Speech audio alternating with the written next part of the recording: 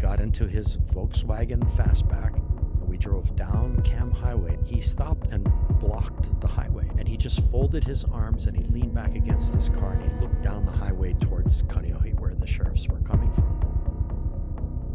I went to Punahou School here in Honolulu, graduated in 1976. School for me was kind of a waste of time. Where school really happened for me was when I went home every day to my family home in Kahalu on the windward side of Oahu. I learned about this film Most Likely to Succeed, and it just changed the arc of my life in an instant. When that 90 minutes was over, I knew that my life was going to be different. I'd found a way to be involved in the reimagining of education in a way that wasn't didactic and wasn't righteous and wasn't like I had some kind of agenda. We live our lives oftentimes standing on the shoulders of giants. I stand on the shoulders of giants. Real world learning, real world challenges, student-driven learning. To me, that's the essence of education. In the teaching at La Pietra is where I found what I was looking for, which is Greater Good Radio. Connect, learn, heal, and grow is brought to you by Brain Gain Hawaii, a boutique executive recruiting, career development, and coaching firm. Learn more at braingainhi.com. Welcome to Greater Good Radio. Today's guest is Josh Reppun. Josh is the evangelist and host of What School Could Be podcast, former educator of 17 years, and just an all-around interesting and cool guy. So I want to have him on the show. Welcome, Josh. Glad to be here, Evan. How would you explain like who you are and what you're doing? Actually, as it turns out, that's a really neat question, because I've been thinking a lot lately about what the iterations of life are and can be and will be. And so I'm starting more and more to kind of see my journey as a series of kind of sub-journeys in a way. So, you know, I went to Punahou School here in Honolulu, graduated in 1976. School for me was, and no disrespect, Punahou, but it was kind of a waste of time. Where school really happened for me was when I went home every day to my family home in Kahalu on the windward side of Oahu. That's where my learning playground really was, both the bay, Kaneohe Bay, and also the time that I spent with my family after I got home from school. So I graduated in 76. I spent a year away. We didn't call it a gap year at that point, but I spent a year working as a dishwasher at Pohainani Retirement Home, where my father was the doctor for that facility. And then I went to University of Oregon for a year. That was another waste of a year in the sense that academically, I really didn't do anything. Spent a lot of time playing rugby and carousing around Oregon. And, you know, long story short, ended up in the Bay Area. And the woman I was dating at the time took me to lunch at the California Culinary Academy in San Francisco. And I knew just like that that's what I wanted to be. The tall hat, the white coats, the whole thing. And so I became a chef. Later, I left chefing after about 10 years in San Diego and San Francisco, and went into hotel management, first in San Diego and then back here in Honolulu for Outrigger. So you can see these iterations of journeys. They're like chapters. And I've been thinking a lot about that. So after 4 years of hotel management, I decided that it was finally time to go get my undergrad or finish my undergrad. So I had a really dear friend who I'd met in San Francisco who lived in Iowa. So I decided to go to the University of Iowa, and I got my degree there. And then, Evan, I was motivated to learn, and I blew it out of the water. 4.25 GPA, got my degree in history. Wow. And along the way, my wife and I, now my ex-wife and I, had our daughter, Emma, who's just about to turn 32. And so eventually, because we were separating and divorcing while we were living in Iowa, I ended up back here in Hawaii. And so I worked. Then at that point, I knew I wanted to be a teacher. Strange pathway to becoming a teacher. One of the reasons why it happened the way that it did was because I got very frustrated in the College of Education at University of Iowa. I felt like I was being forced to take classes on things that I had been thinking about my whole life up to that point. So I dropped out and just got my history degree. And when I came back, I was just tracking to teach, but I couldn't teach in the public schools because no credential. And so I just made a pest of myself at Punahou as a substitute teacher, even went to faculty department meetings as a sub, which was pretty weird. They were all wondering why I was there as a sub. But I talked my way into a job. And so I taught at Punahou, and then later at La Pietra Hawaii School for Girls, and then later at Iolani, where I started doing a lot of ed tech work in addition to teaching history. And eventually, after 17 years teaching, the next chapter turned out to be working at Apple as a sales specialist at our flagship store here in Hawaii at Ala Moana Center. And along that pathway, that's when I learned about this film, Most Likely to Succeed. And it just changed the arc of my life in an instant. I saw it in August of 2015. And when that 90 minutes was over, I knew that my life was not going to be different. And I felt like I had found my muse. I'd found a way to be involved in the reimagining of education in a way that wasn't didactic and wasn't righteous and wasn't like I had some kind of agenda. It was just show the film and build conversations and see where it goes from there. And so here I am today in 2023. I'm an evangelist for whatschoolcouldbe.org, which is what Most Likely to Succeed became. Mm-hmm. And I also have my What School Could Be podcast, which is 3 years old now, and super stoked to learn a couple of days ago that a national organization, GettingSmart.com, listed me in their top 100 podcasts, number 6, actually, which just made my heart jump, and 70,000 downloads in over 100 countries. And it feels like this chapter that I'm in right now, I'm really starting to, it's kind of weird to say you're making a difference. It feels a little bit arrogant to say that, but it feels like I'm at a place right now where moving that reimagine education conversation forward is really starting to, build energy. It's really starting, it's fueled up. It's getting fueled up by a lot of people. And I feel like I'm making a contribution to the gas that's going into the tank on this. And so that's the kind of long introduction to the various chapters of my life and where I am right now. And I'm just thinking a lot about this these days, most especially because my daughter is a teacher, Emma. She lives in Marin County, and she just got engaged. So, you get very reflective in a moment like that. And just thinking that as I approach 65 years old in October, life feels good right now. It really does feel good. So, wow. Yeah. So congratulations on that with you and your daughter. There was a few things in here that I kind of picked up on. Can I ask you on that? For sure. So when you said Punahou, right? Because I went to Punahou too. Yep. And you said it was waste of time. So what about it made it a waste of time? Yeah, that's a great question. And again, I think I guess I can speak for the entire Reppun Ohana, the family. I can't even count the number of Reppuns that have gone through. It's a lot of Reppuns, and there's still Reppuns there. There's still, and there will be for the foreseeable future.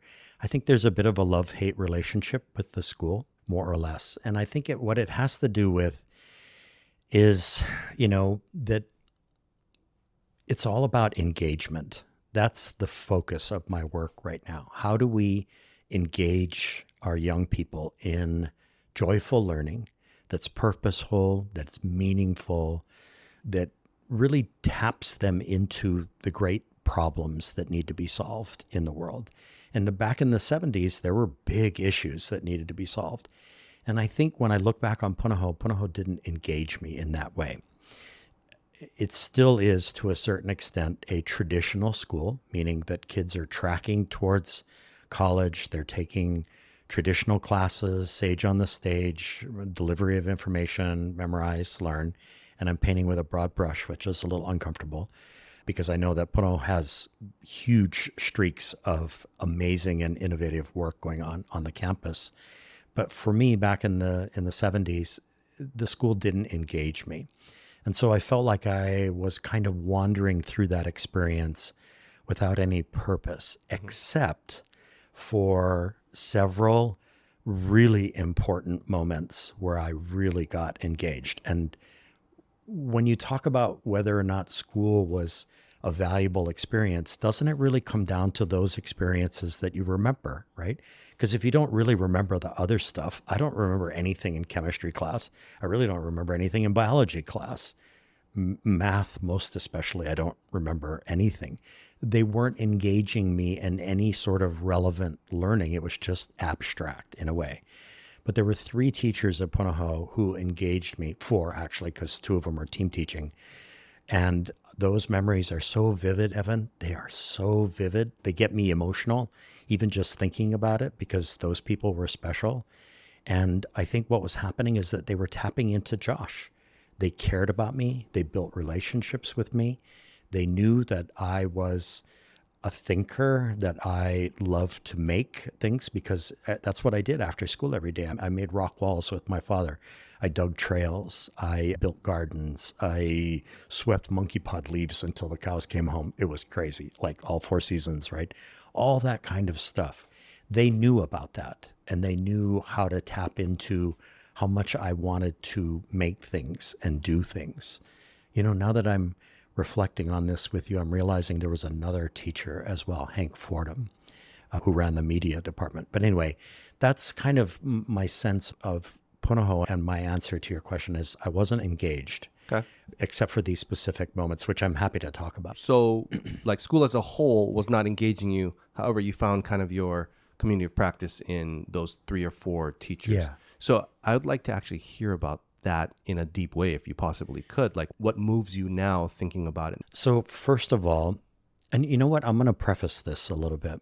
Another thing I've been thinking a lot about lately is the idea, and since we're talking about the greater good, right, that we live our lives oftentimes standing on the shoulders of giants. And I stand on the shoulders of giants. And the stories that I would love to tell about what happened at Punahou, those people that I'm going to reference are these giants upon whose shoulders I stand. But I've also been thinking a lot about like the 100 of them upon whose shoulders I stand. And it's an awesome feeling to know that you are the product of the care and compassion and kindness and attention that you got from other people. I think it's just an awesome idea. And I think it's something that we would want to bring into the realm of education, is almost that education itself, the curriculum would be, who are my resources? How do I build my life based on my relationships with other people?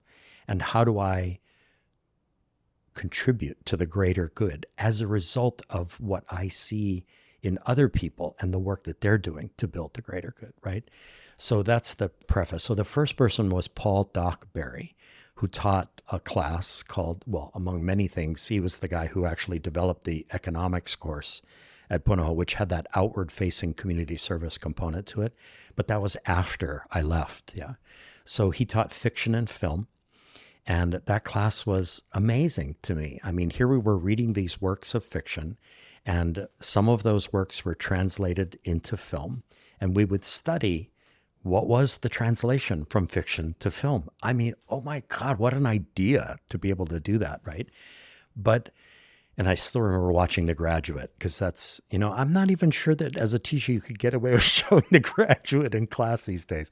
But Doc was like no holds barred. But anyway, I think what really mattered with Doc was that he wanted us to do something in the class, not just be academic, not just study these relationships between fiction and film, but he wanted us to do a project. So it's really the very first example, Evan, of project-based learning, where Doc assigned a project, and basically the project was, you got to make a film, and that film has to tell a story, and hopefully that story is going to come from words that were written somewhere, right? So I just remember when we got to the end of the class and you have our exhibitions of our projects, right? There were so many of my peers who were like, you know, my film is going to be, I'm going to go get my friend. We're going to drive to the top of Tantalus. I'm going to skateboard down and they're going to film me, you know, with a Super 8 camera. And that's going to be my film. And I was like, that doesn't quite fit the criteria for me. So the weird geeky kid that I was, I took a James Thurber fable called The Unicorn in the Garden, and I brought it to life on film. And so it tells the story of this guy who wakes up one morning and sees a unicorn in the garden. Long story short, he gets all excited, tells his wife. His wife thinks he's nuts. She wants to get rid of him anyway. And so she uses the moment to call the guys in the white coats to come get him and take him away. But turns out they see the unicorn, and so they end up taking her away, right? It's a beautiful fable. It's awesome. So I used my brothers as my actors. My brother's horse became the unicorn. We made a cone and attached it to the horse's nose. We used my brother's farm Jeep. They were all farming in Wailua at that point. And we brought that story to life in Kahalu at my house. And I still have that film, converted it ultimately to CD, and then converted the CD to DVD. And now I think it exists on the web. I think I have it there. And the best part, I know that sounds crazy to say this, but the best part was I wanted to score the film. So this is how deep Doc took me into the translation of words to film. And so I thought that it would be really cool in that moment, because essentially it's a silent film. And I was hugely influenced by Charlie Chaplin and Laurel and Hardy and all that. So the influences were there. And so I went out, I don't even know how I did this because this was 40 years ago, more. I went out and found a pianist who came into class on the day that I presented my film, and he scored it live. Like, we used to go to the Cinerama Theater and you would hear the pianist playing, right?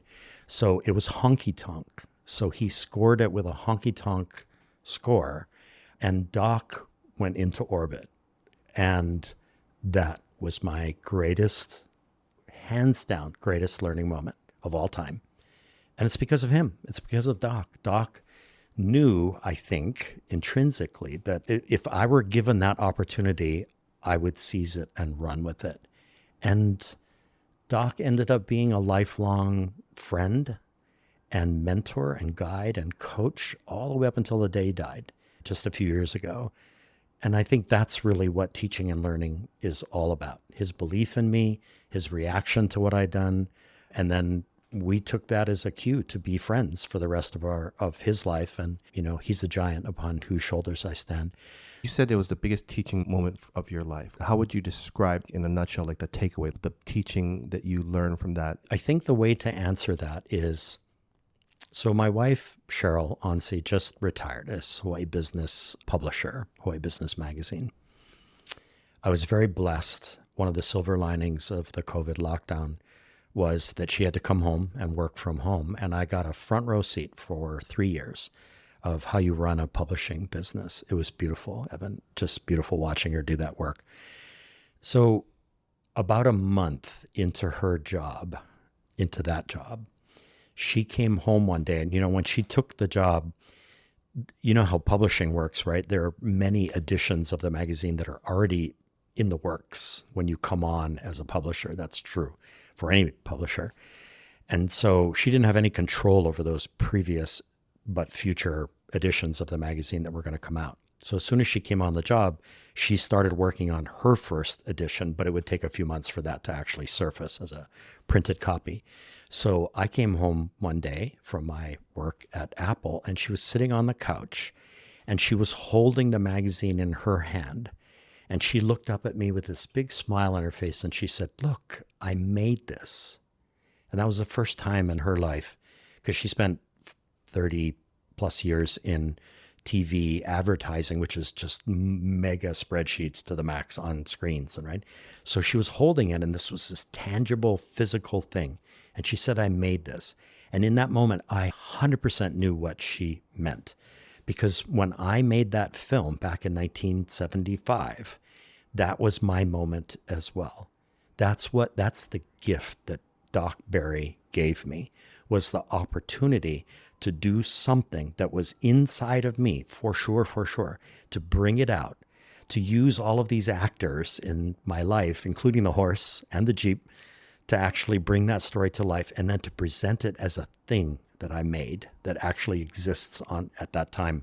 Well, it was Super 8, so I had to show it on a Super 8 projector in class, and the score of the film.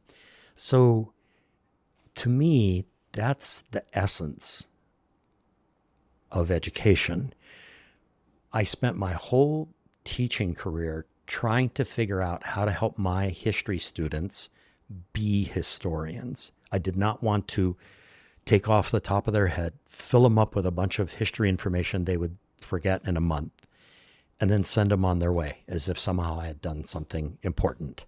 What I wanted to do was to train them to be a historian. You know, historians write books. How do you do the research, et cetera, right?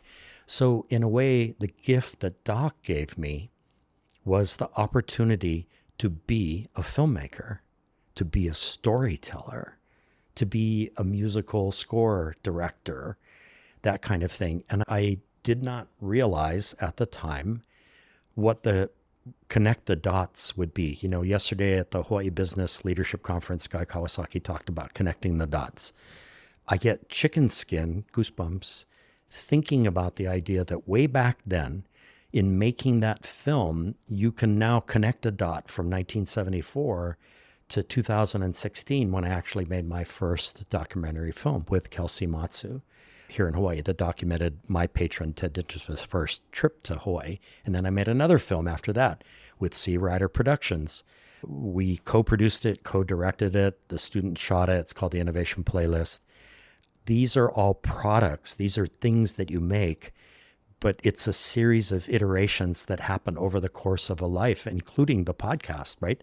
I could sit down at some point after Ryan and Ozawa and I first built the podcast, the first episode, and say, I made this just like Cheryl did.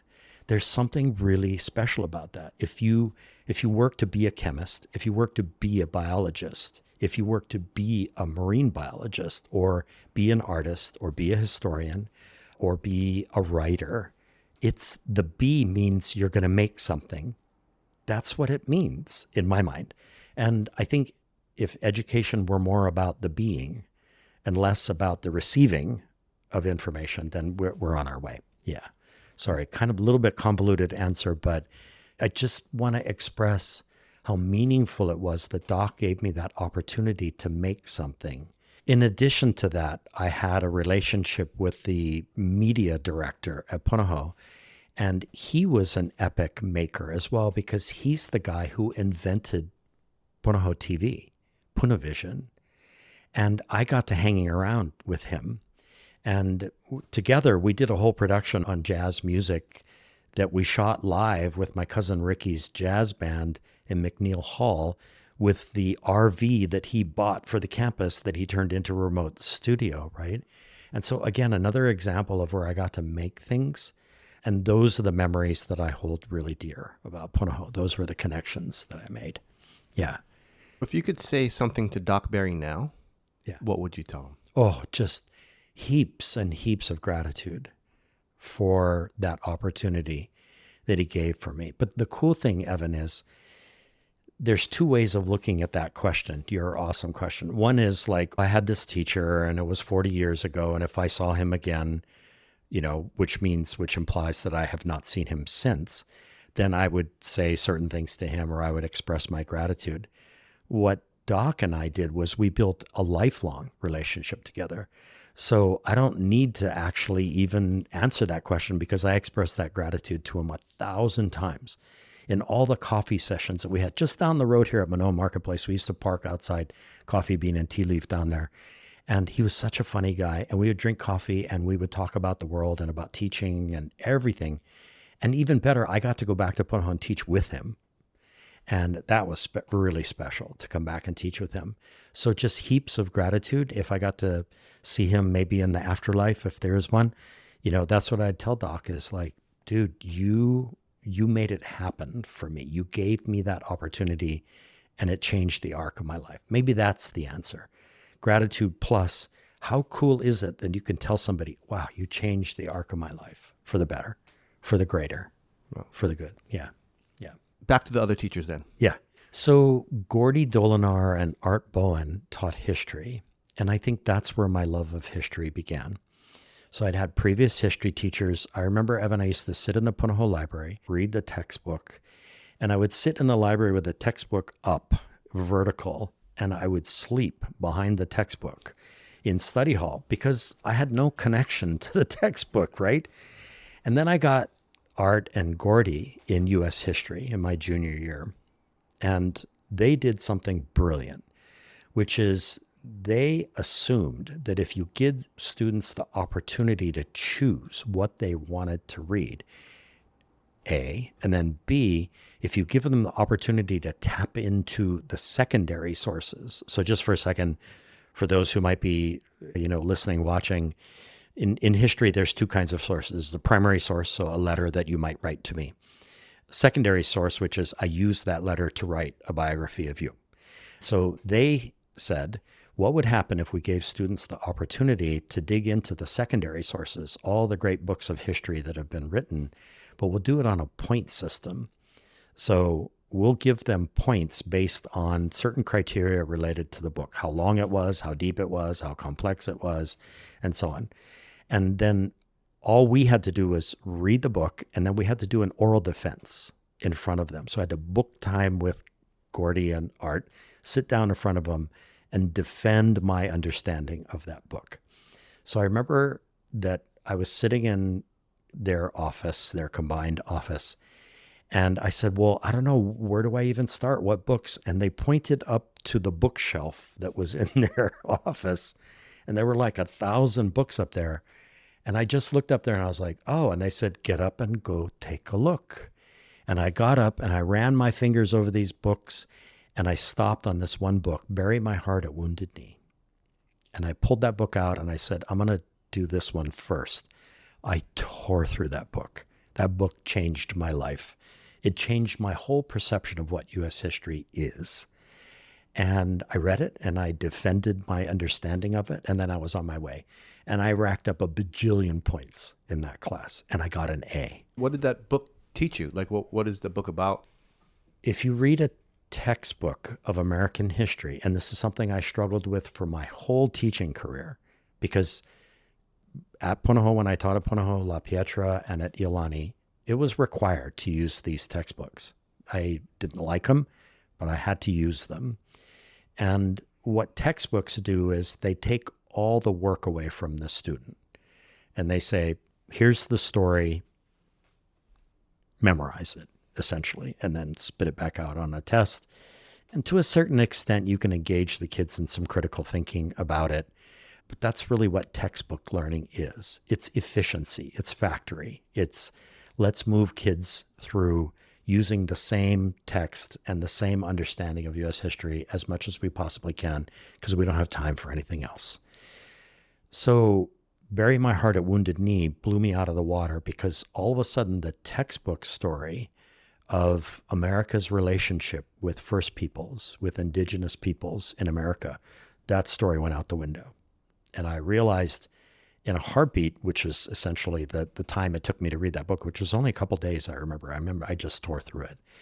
I just thought to myself, okay, if the textbook story about this subject, which is the relationship between America and First Peoples, if this story is very different from what a textbook presents, then what are the other stories that are different? And I recall that was kind of my approach as I started selecting books from the bookshelf to start to read. And, Evan, at that point, in my family home in Kahaluu, my mom and dad's family, which is the 7 kids that are Dr. Fred Reppun and Jean Reppun's kids, me being the youngest, my sister Martha's the oldest, and the 5 brothers that I have, we had hundreds of books in the house.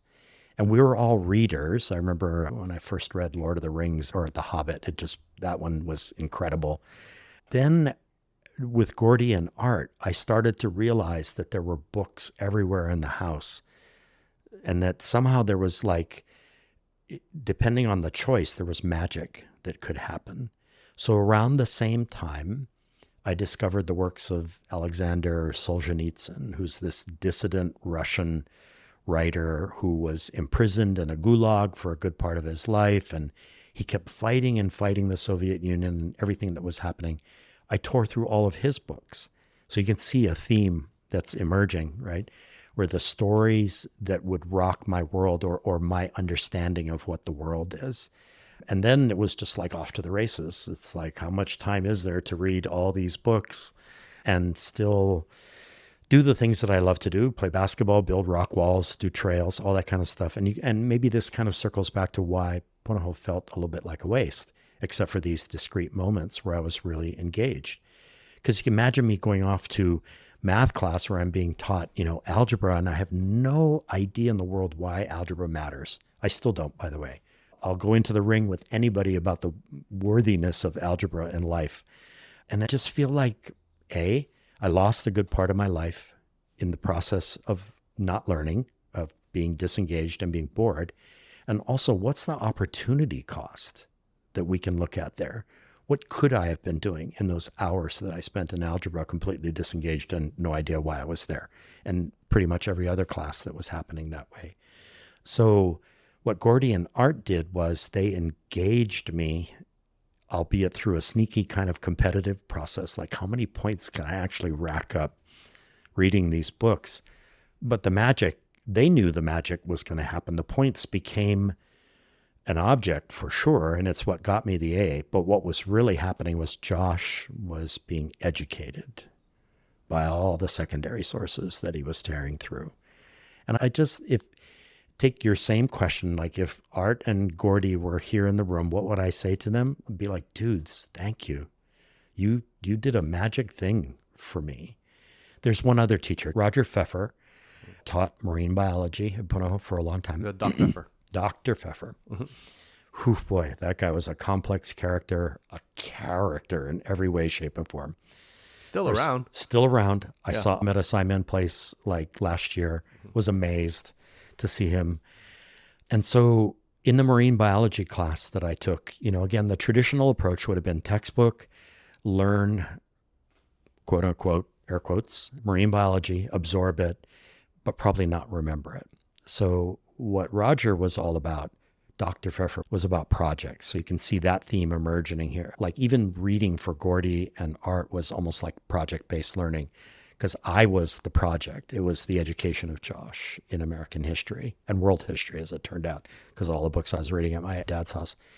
So when Roger said, okay, you're going to do a project, that happened to coincide at a very precise moment when my brothers had come back from college.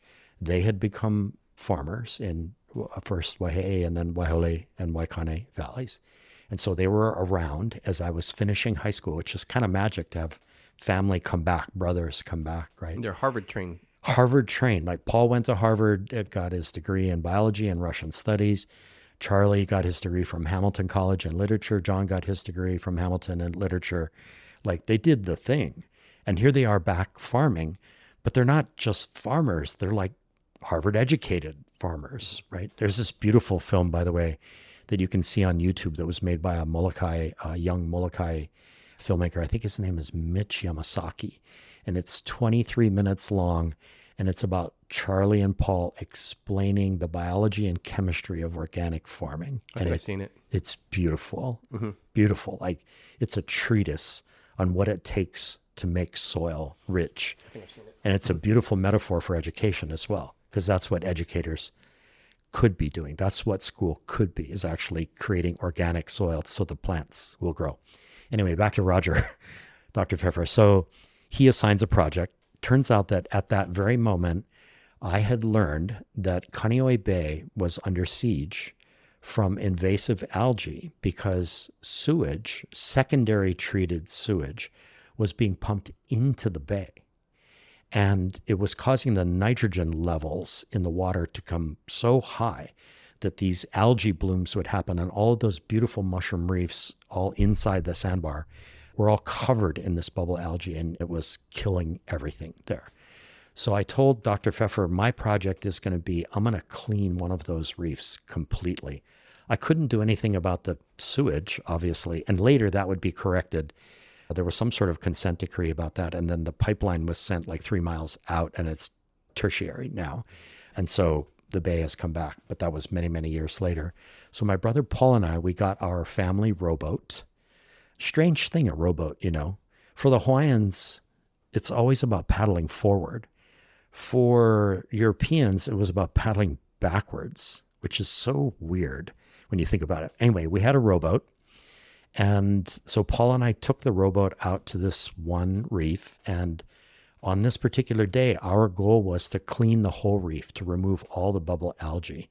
Huge aspiration, totally nutty aspiration. We got through like 7 hours of cleaning, and we'd only done a patch, like maybe 8 feet by 8 feet. It was crazy. We had no idea the scope of the problem. But something magical happened there, Evan. So we didn't just pull the algae off the reef and just let it float down to the bottom. We actually surfaced it and put it into the rowboat. And so we eventually gave up. It was like, we can't do this. So we got up into the boat, and the boat's filled with algae. And so we're like, oh, well, we can't take all this algae.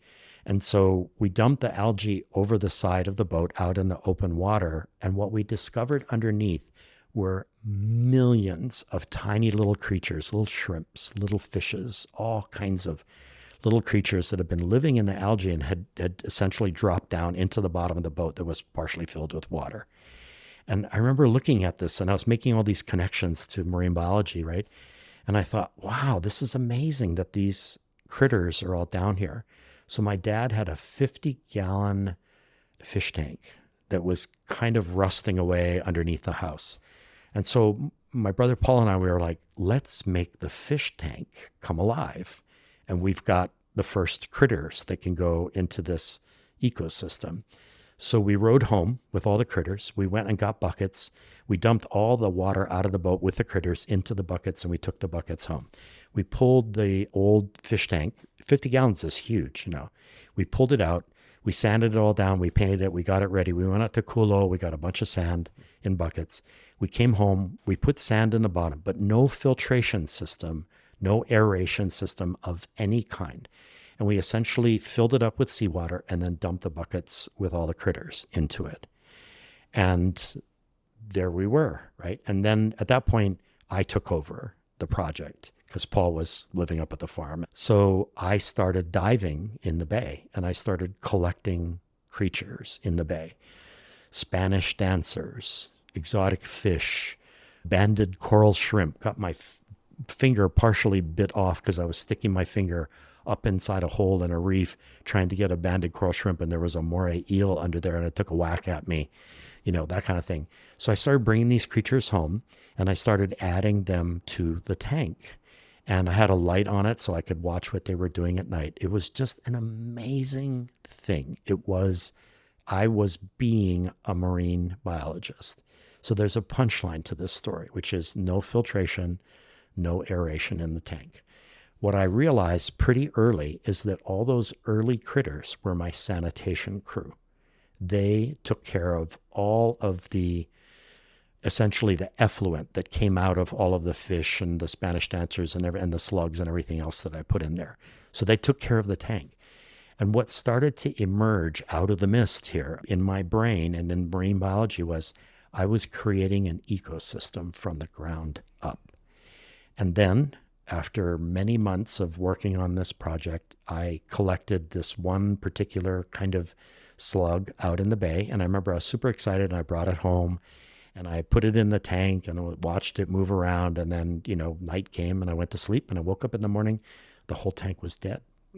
Dead, dead, dead. And I was stunned. And I realized that I had added one too many creatures to the ecosystem. And that lesson has never left my mind and my heart, because that was a horrible moment. Like, I'd get my brothers and dump the tank out over the deck onto the grass down below. That was it. The whole ecosystem was dead. If that's not a metaphor for where we're at right now with climate change, I don't know what is.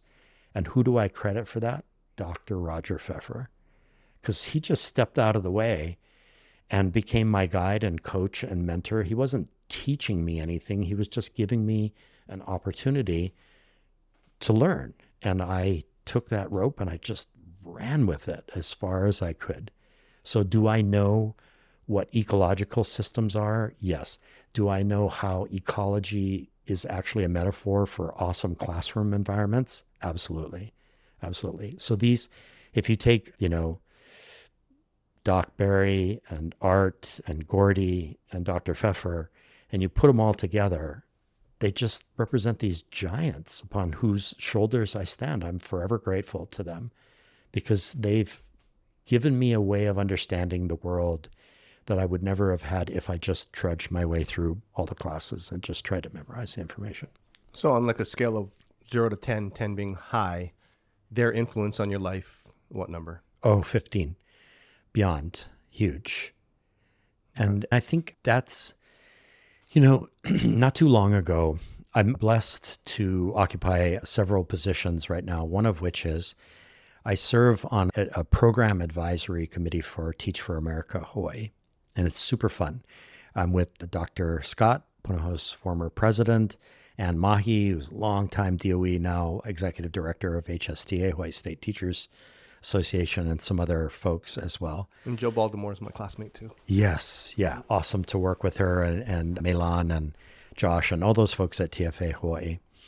And so we did an event with a bunch of principals and vice principals where we had an opportunity just to talk to them. And I felt almost abashed because, to be there with Jim with all of his years of experience and everybody else who was in the room. So each of us got like 10 minutes to kind of talk to these folks about something that's very much on our minds about leadership. It's about building capacity for leadership. And when it came my turn, thankfully I went last. I talked about this concept of standing on the shoulders of giants. And what I was able to say with a few stories, albeit, shorter than what we were doing today, to explain to them that my life is a series of moments where these individuals have guided and coached and mentored and sponsored me. And by sponsored, I mean they've opened doors for me in ways that I will be forever grateful for.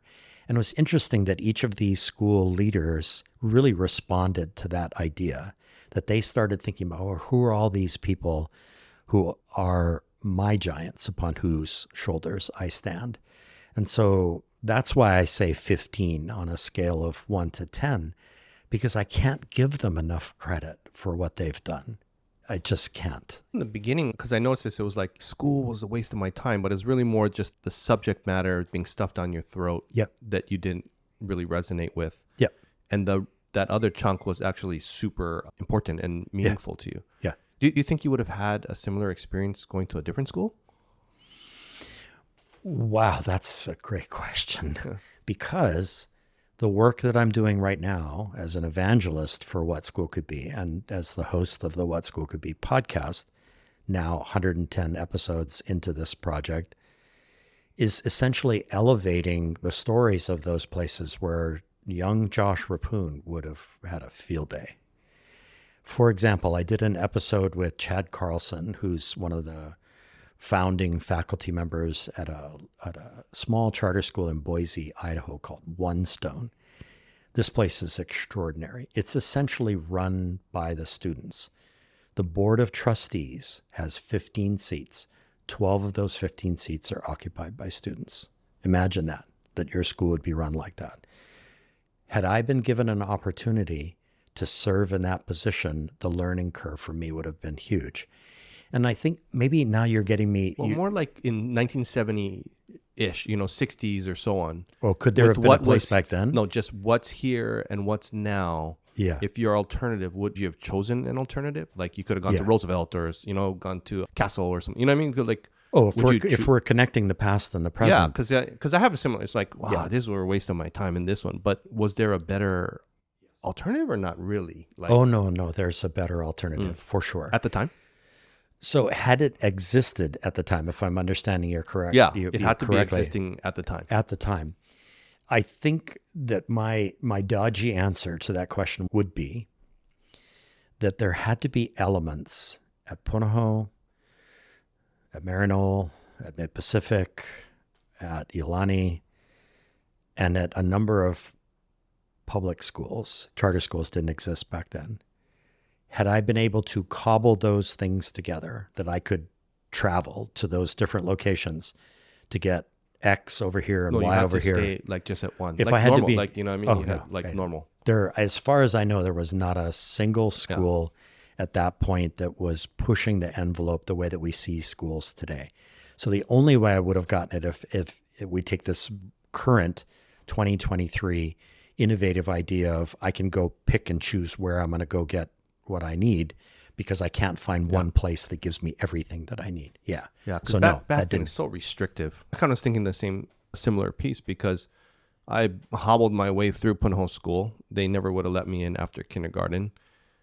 I mean, my sister was the valedictorian and student athlete of the year for the state. You know, got her master's and PhD at Stanford, and I hobbled out there. And I remember just before my senior year, I told my mom, I said, "Don't worry, Mom, I'm just going to drop out because I'm going to save you money." And she was like, "I will kill you if you do that. I did not pay for this and so on for this long." And I thought I was doing her a favor, or maybe I was copping out because it was hard for me. But then when I look back on it, I'm like, well, what would have been my alternative? You know what I mean? Like, I can't remember too much in my actual classes. My best friends come from there. Some of my best experiences, I feel you on that. Like, you have like some parts you really didn't like, and then some that's like, you know what, I would not be who I am without it. I think I have an answer to your question, actually. You've prompted me to remember.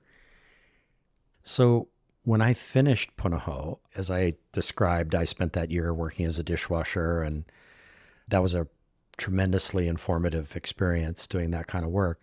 But during that year, the Atherton Botanical Gardens on Kauai came onto my radar screen. And I remember thinking, wow, that's what I want to be. This is way before San Francisco, before being a chef, all that kind of stuff. Because we lived on 3.42 acres of property in Kahalu.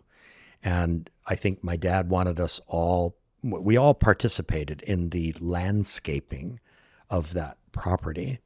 That's kind of what I was thinking about doing.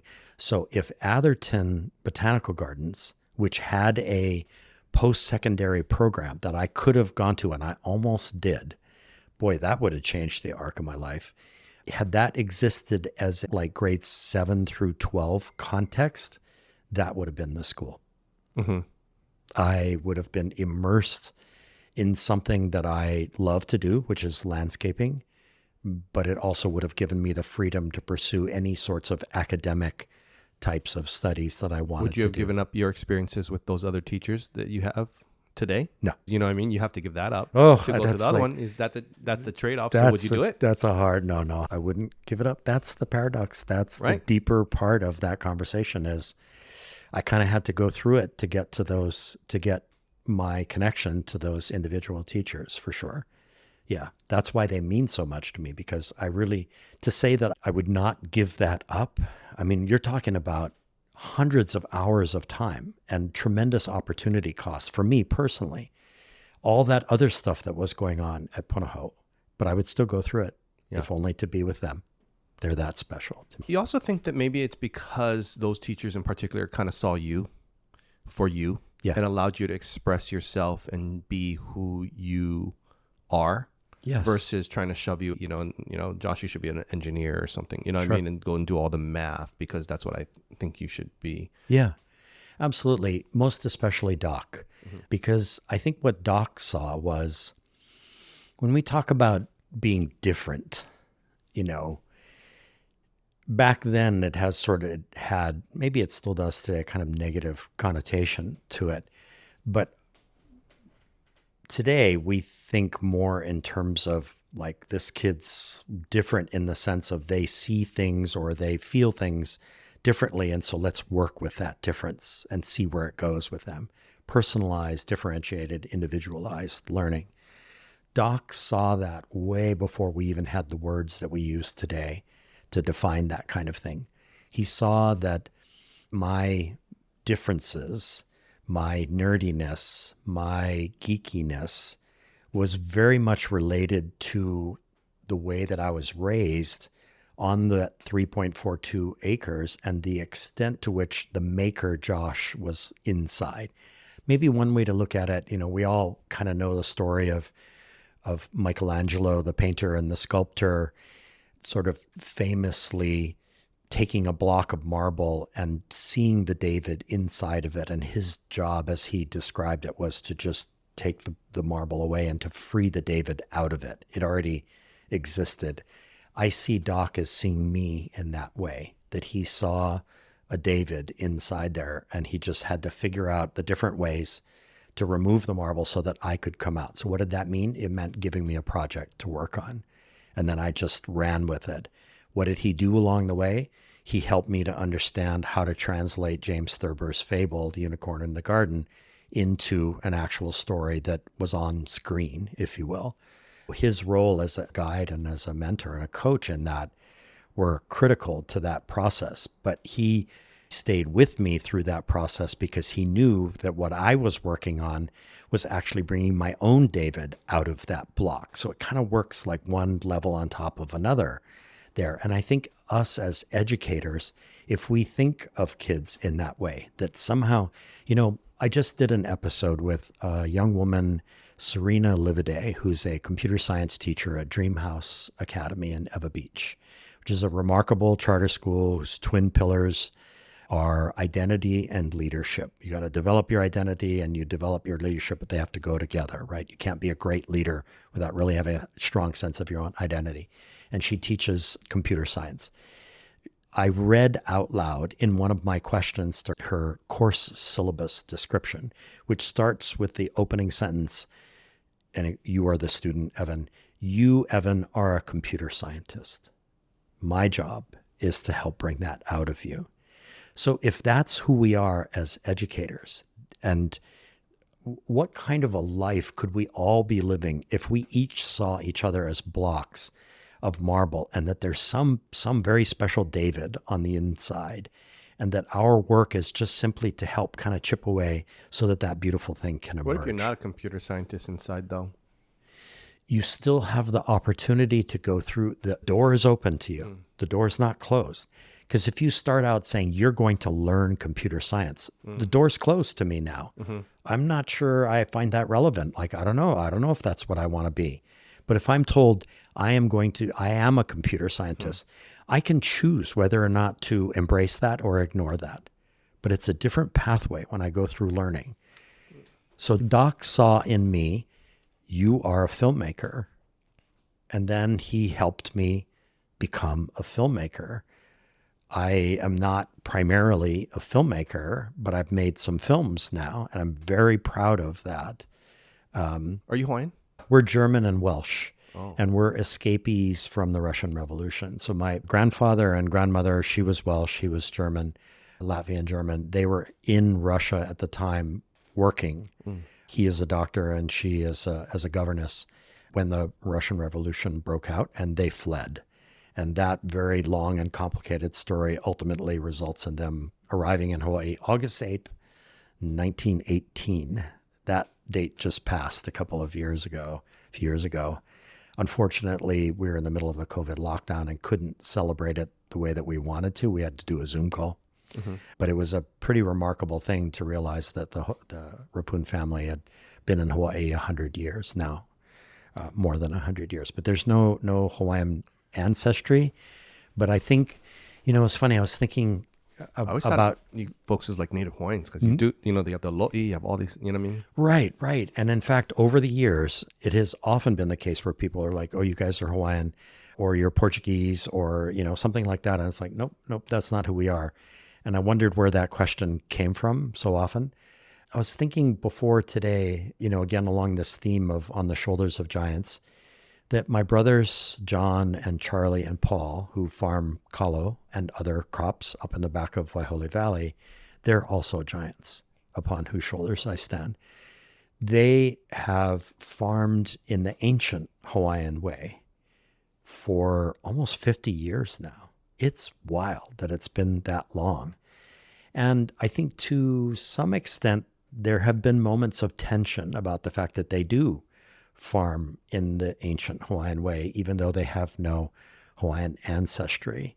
So over the years, I kind of laugh Tension at from who? Within themselves, or like from others? the community, right? And that sometimes when you walk in that pathway or in those shoes, there can be resentments about the fact that you're doing it in a way that's almost as pure or more pure than Native Hawaiians who are farming in the same way. There have been some tensions, and I don't know a lot about that because I'm not the farmer.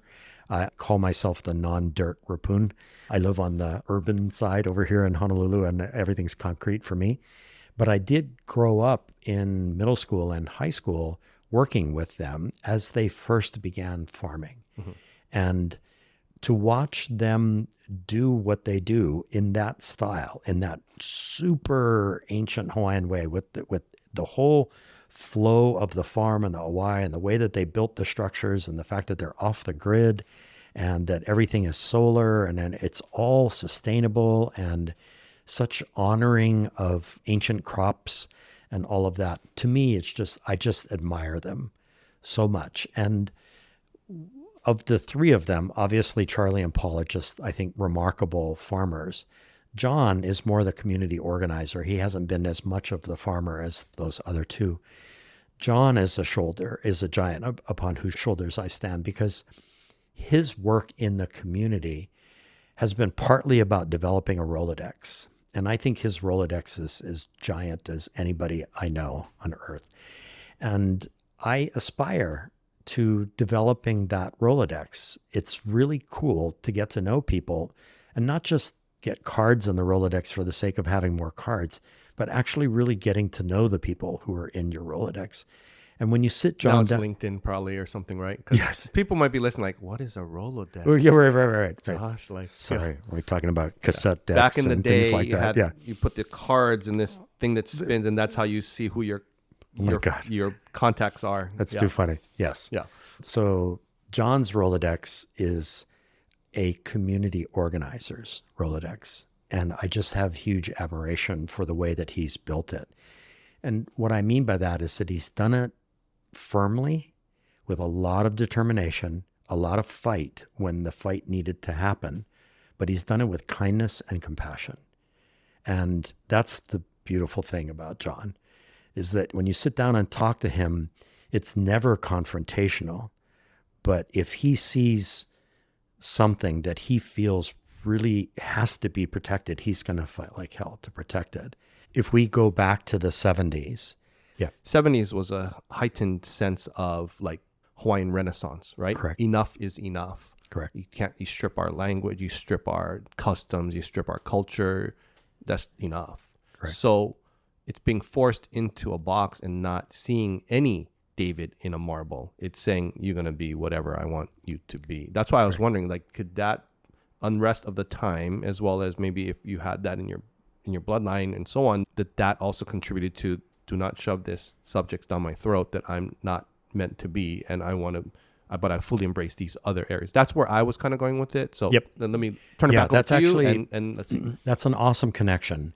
I'm realizing, because of your preamble here, that everything that was happening to me with Doc and Gordy and Art and Dr. Pfeffer, it was happening in the context of that Hawaiian Renaissance. And it was more importantly happening in the context of the great fight over Wailua Valley, which unfolded during the 70s and ultimately came to an end because a visionary governor, in this particular context, George Ariyoshi, stepped in and bought the valley from Elizabeth McCandless for $6 million. Wow, chump change now. And essentially turned it into an agricultural park.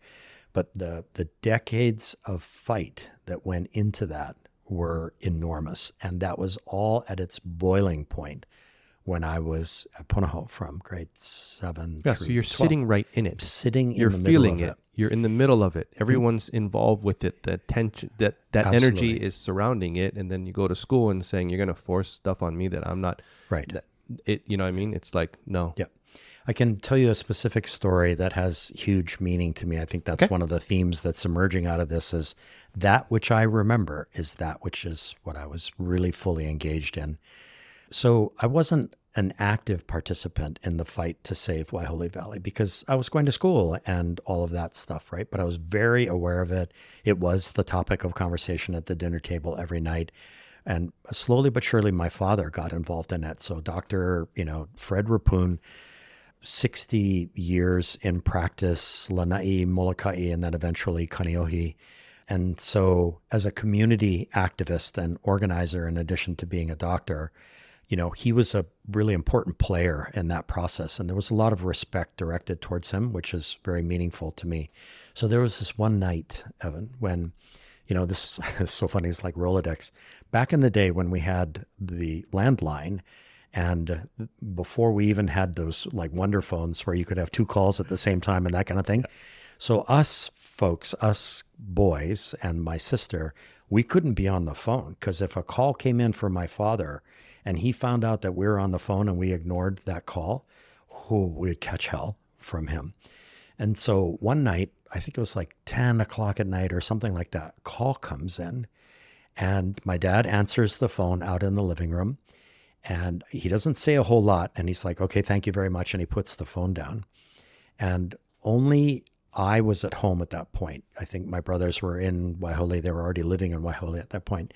So the call that came in was actually from somebody who was a friend of his in the sheriff's department who alerted him to the fact that the sheriffs were on their way from town to come deliver the eviction notices in the middle of the night to the people in the valley. And if those eviction notices got delivered, then the story was over, right?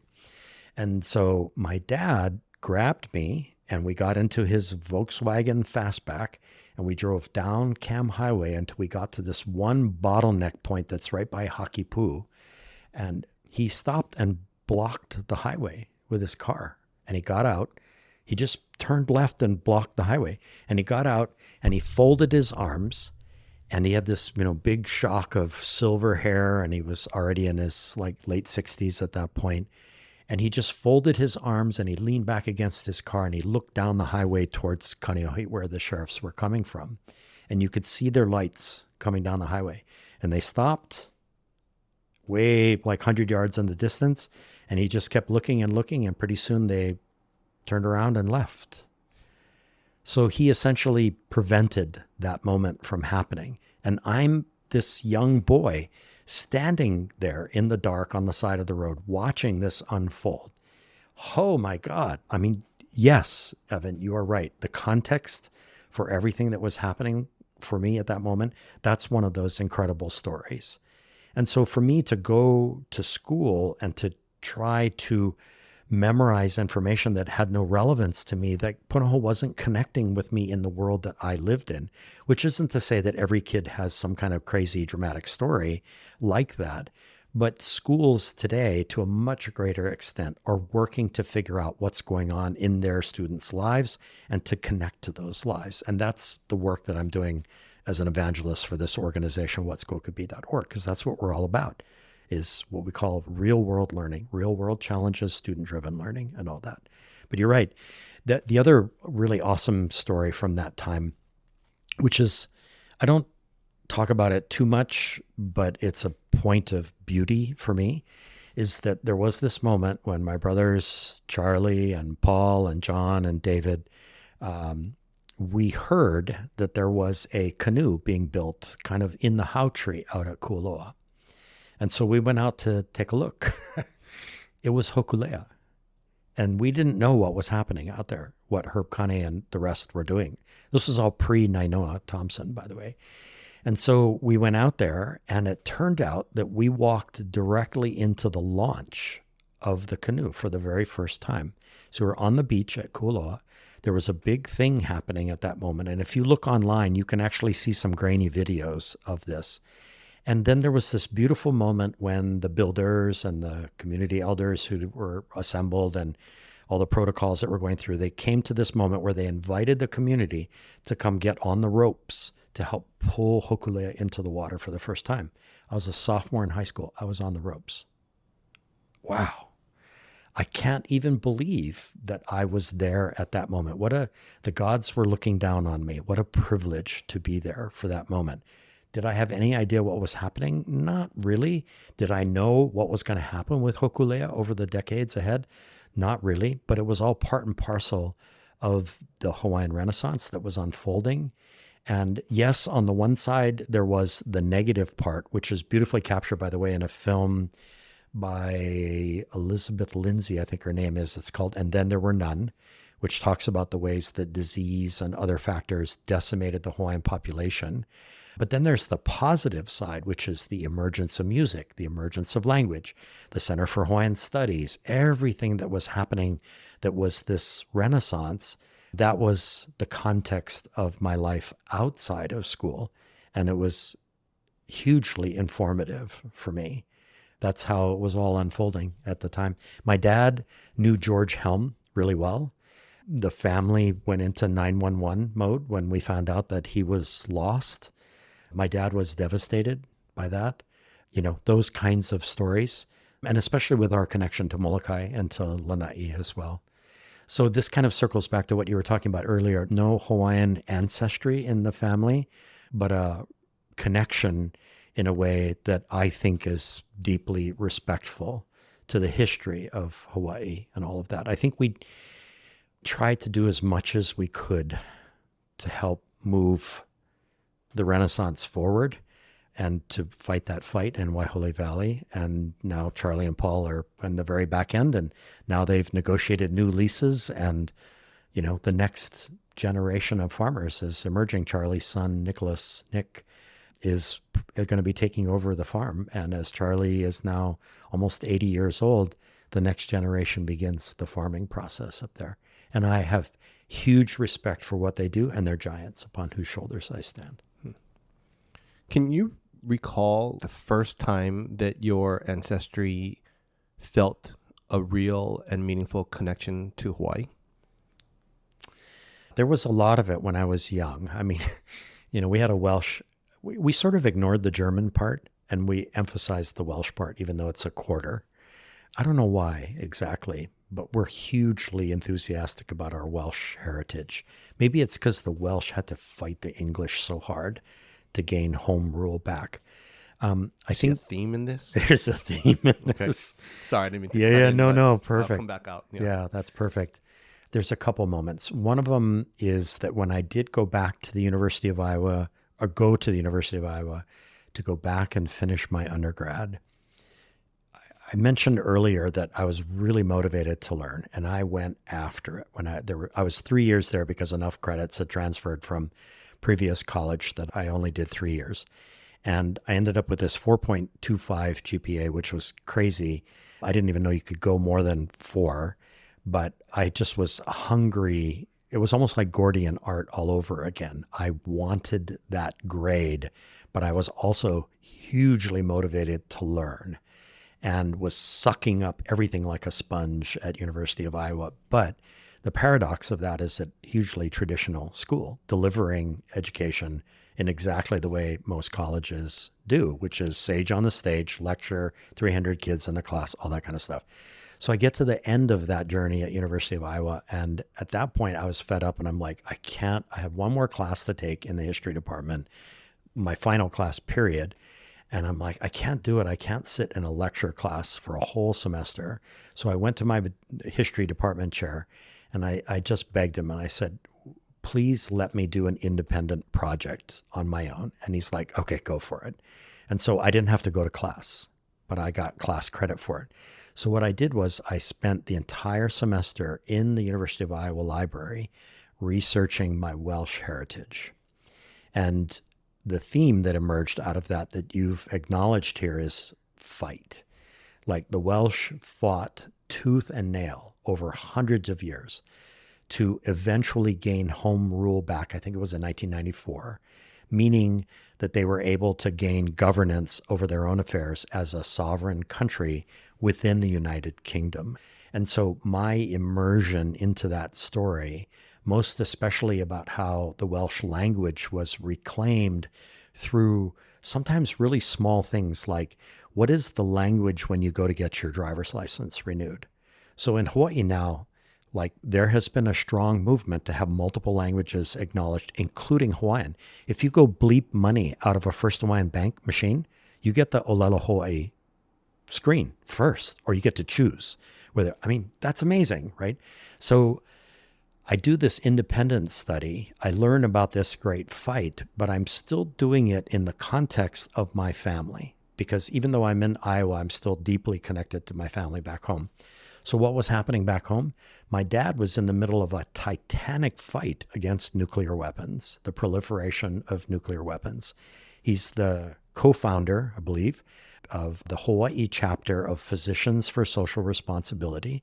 Their argument was There's no medical response to the dropping of a nuclear weapon. Don't think that the medical community can help us. If a bomb drops above Pearl Harbor, it will decimate the entire city and there will be no medical response. So he spent the entire last 15 years of his practice and his life fighting that fight, working locally, nationally, and internationally to try to raise awareness around that. That was all happening while I was at Iowa. So I am studying my Welsh heritage, learning about that fight, and also thinking really deeply about what was happening with the latter portion of the Hawaiian Renaissance. Because at this point, Hokulea had already done remarkable things. It had gone to Tahiti. It was before it went to Rapa Nui. It hadn't completed the triangle yet, but it had done already remarkable things. And it had elevated so much about what was beautiful about Native Hawaiian culture and Pacific Islander culture and all that. So I think the point there that you've raised is context is everything.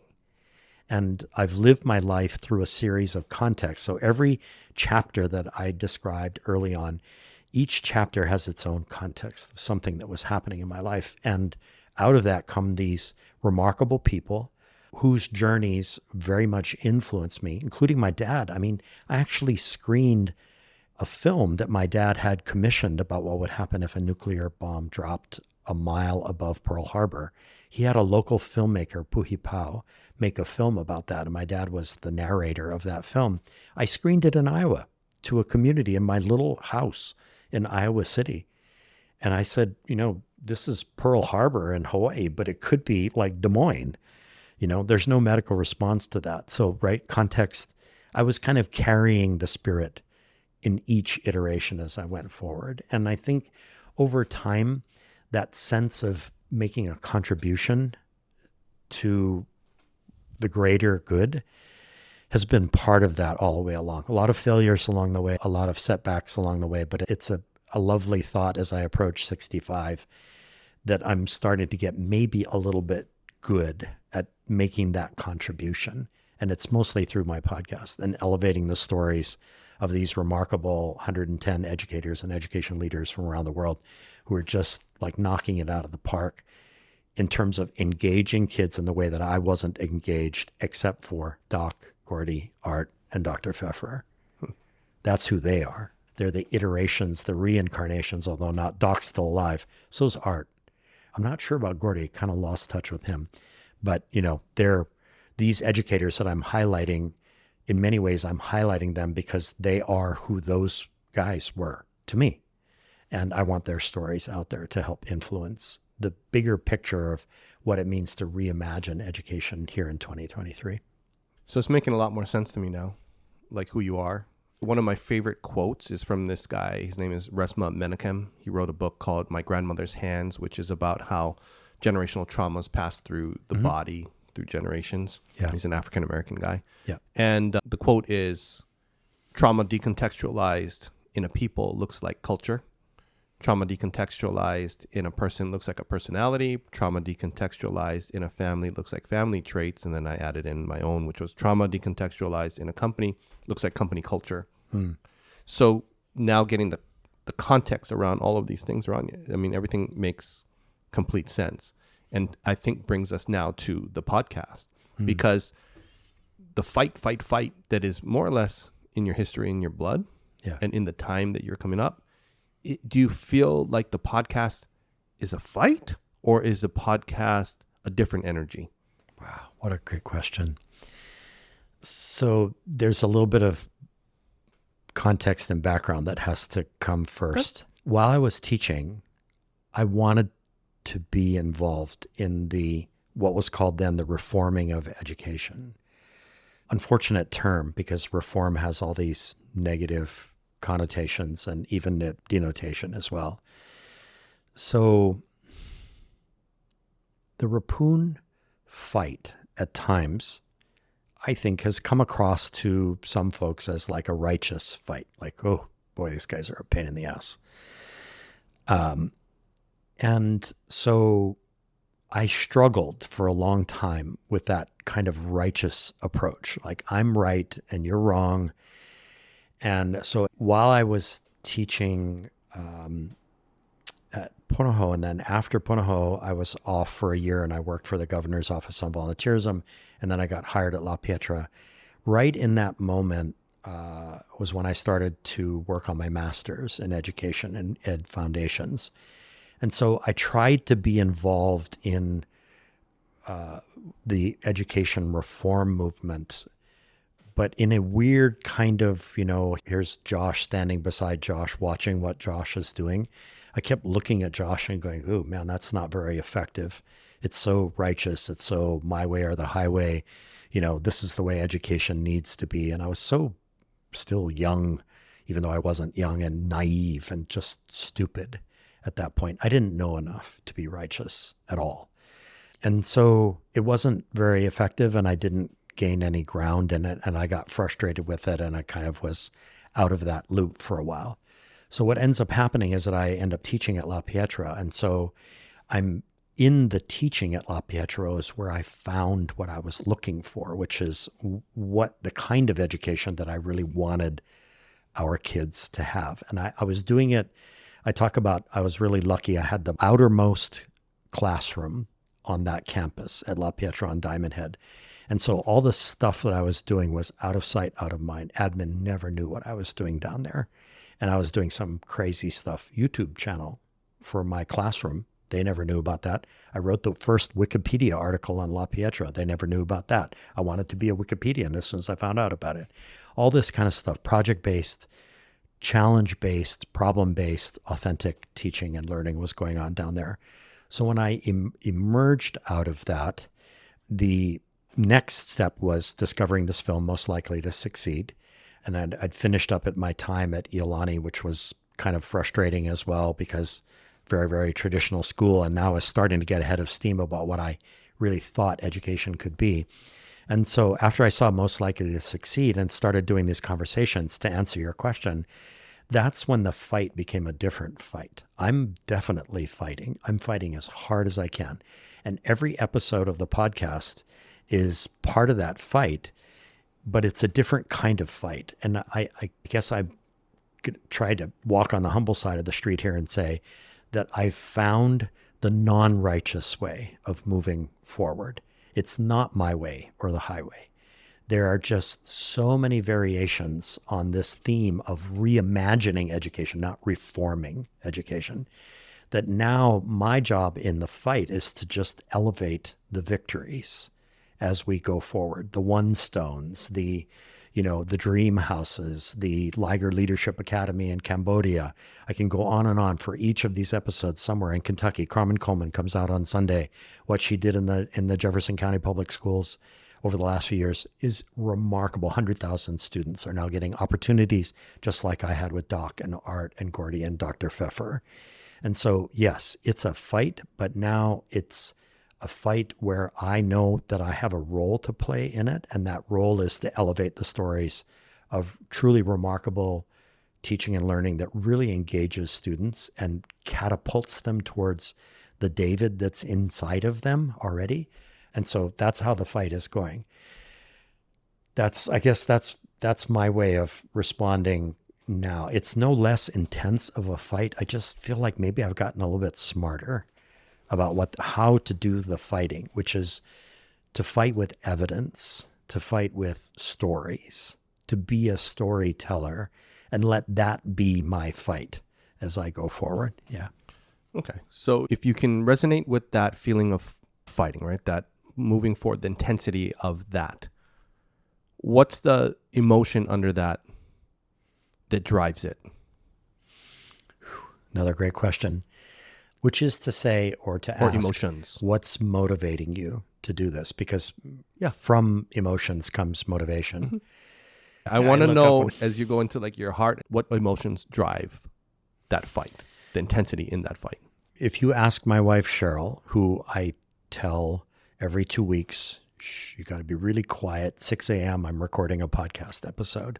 She rolls her eyes like, oh God, me and the cats, we got to be quiet in the morning. What happens, I generally record at 6 a.m. I'm done by 7:15.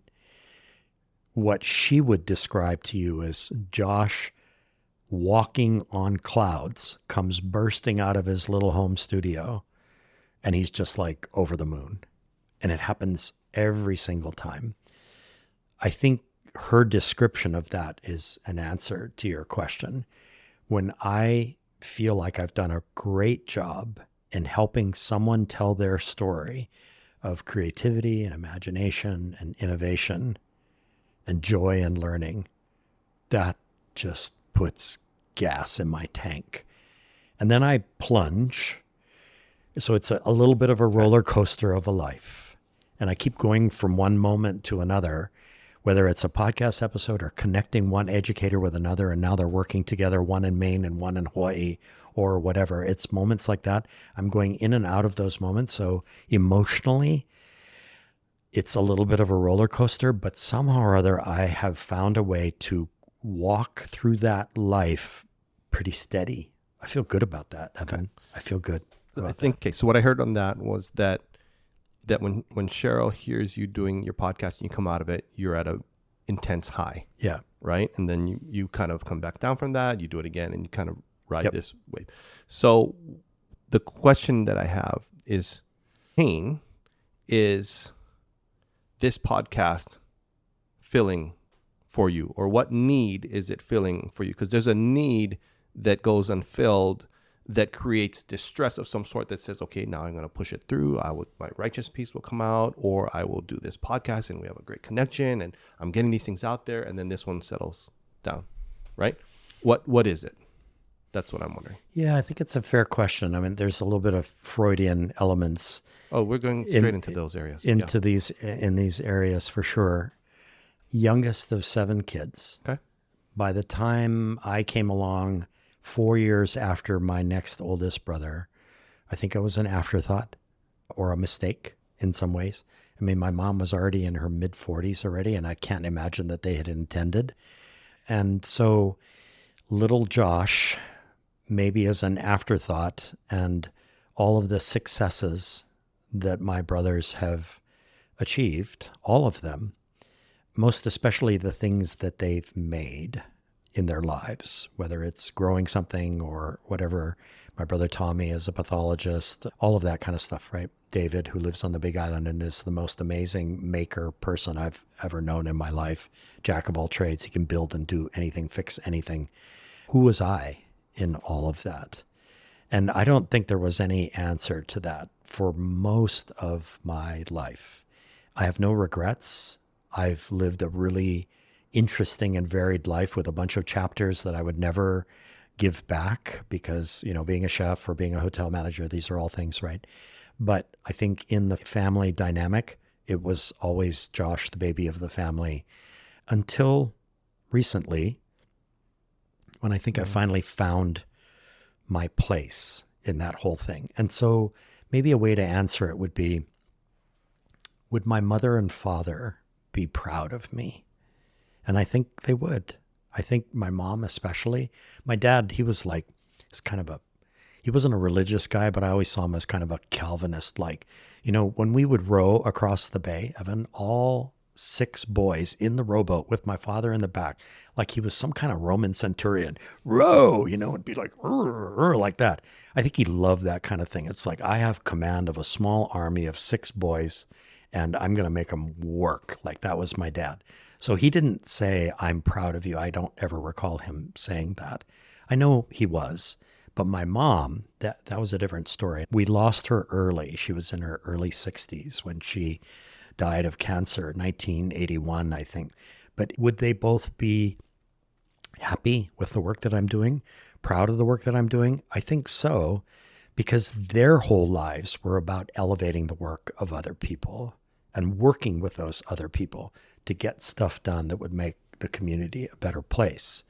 But I think you're right there, which is, as the youngest of 7, not totally sure whether it was planned or not. And then your brothers and so on are just like, Harvard, Hamilton. They're just everything. Their accomplishments are just so much. Yep. Right. So when would be the earliest that young Josh would have felt that I'm not enough? Pretty early. And the reason I'm saying felt is because, prior to like 2 years old or so, you have no words. So, yeah. So when is the earliest young Josh felt that? I remember I would scream and cry going to the first grade at Ben Parker Elementary in Kaneohe, and my mother trying to get me, I just hated going to school in the beginning. I think elementary was So 4 or 5? okay. 4 or 5 years four old? or 5 years old. I think, well, actually, you've prompted me to remember a very specific story, which is in the 7th grade. Sorry, Punahou, I'm going to throw you under the bus here. In the 7th grade, Ed Ramju, my 7th grade English teacher, did a spelling bee for the entire 7th and 8th grade. And I don't remember at what point in the year, Evan, it was. It was probably a midpoint or something like that. And somehow or other, I was the first student called up to spell a word. And we're all readers and we're all writers, us Reppuns, but mostly we're terrible spellers. Don't know why, something in the DNA. And my word was helmet, which I still can't spell. It's either hellmate, Hellmate, or Helmat, or something like that. That was my word. And so the first kid in the entire 7th and 8th grade misses the word, sits down, done. And now I got to sit for hours and watch other people spell. I still remember that to that day. Sorry, Ed, you're long gone, but I would call you up on charges. I would charge you. That was a criminal offense right there to do that. To put you up because he knew that you couldn't spell? No, that whole process to me is bankrupt. If I had no preparation time and if I had motivation, if I was entering a spelling bee, no kid who goes through the current spelling bee, which is kind of fun when you watch it happen, those kids prepare like crazy. It's like going to the Super Bowl or the World Series. You don't just stick any old kid up there on a stage and have them with no preparation spell a word, even a simple word like that. To me, that's just cruelty. And I'm angry about it. You can tell right here. I'm angry about that to this day. I was humiliated in front of the entire Punahou 7th and 8th grade. And I'll never forgive Ed for that moment, for putting me in that moment. So that's a very early moment where I just like, what place did I have at that point? I was a dumbass at that point. And also by that time, my mom and dad were kind of like done having kids and they'd raised all these kids and I was an afterthought and, so on and so forth. So I think maybe the first moment where that narrative started to change a little bit, and I know you'll find this curious, is that there was a moment when I was a senior at Punahou when all of my brothers and my sister were away, quote unquote. And so I was living at home with my mom and dad for the very first time. And we had a blast for that whole year. I was growing a garden. I was providing all the produce for our meals, the three of us, every night. And, just had a wonderful senior year at Punahou. Didn't study very much, but at that point I had lots of friends. And, my mom, after a football game, she was so exhausted at that point. I remember she came up to me after she'd helped make the, Portuguese bean soup and we were eating after the football game, the team. And she handed me the keys to the car. She said, "Don't drink and drive. I'm done." And that was it. That was the end really of her parenting of me. After that, we were friends. She wasn't parenting me anymore. That's when the narrative started to change, is that I really got to know my mom and dad. So are there pain points along the way where I still felt out of sorts? Yeah, absolutely. Were there points where I felt like when I became a chef, my dad was pretty stoked about that. And I won a couple of awards and a dessert contest and things like that. So you can see where the narrative becomes really interesting after that. But you're right. My whole life has been a slow, steady process of not being the baby of the family anymore and growing comfortable in that skin. That makes sense. Yeah. So if you take back to, let's say, 4-year-old Josh, right? And you have 4-year-old Josh right here. What do you tell 4-year-old Josh? What does 4-year-old Josh need? I would say to Josh, you are valued and I am with you for your whole journey. Come hell or high water, I am with you through this whole journey. I will be your guide, your sponsor, your mentor, your coach. I will be all of those things to you, but ultimately it's your own journey that you're going to carve out. I can tell you, Evan, the specific moment when that narrative changed very dramatically for me, and it actually wasn't that long ago, it was only 8 years ago, when I saw Most Likely to Succeed for the first time and I screened it for the first time. I was with some other partners at a co-working space down in Kaka'ako Agora back then. It was okay as a screening, and people were really amazed by the film and all that, but we had a panel and it kind of sucked the air out of the room with the panel of experts and all that. And I thought, oh, this was good, but it wasn't great. And at that point, I was having conversations with my brother John, who was still the executive director of Key Project on the Windward side. Amazing organization. 25 years, I think, that he was the executive director.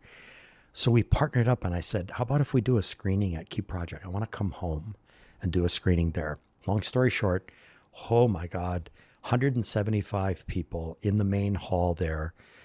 We screened the film. I set up this wild and crazy post-screen protocol where like 175 people around these circled tables, 7-8 people to a table. And we started a discussion that went long into the night. And that moment was my coming home moment to my home community and doing a screening. My whole family was there. They helped check people in. John was my main partner. He, Key Project funded the AV that made the whole thing really work and the whole thing. And I felt like, okay, now Josh has his place in the family and he's fighting the good fight, just like everybody in the family is fighting the good fight.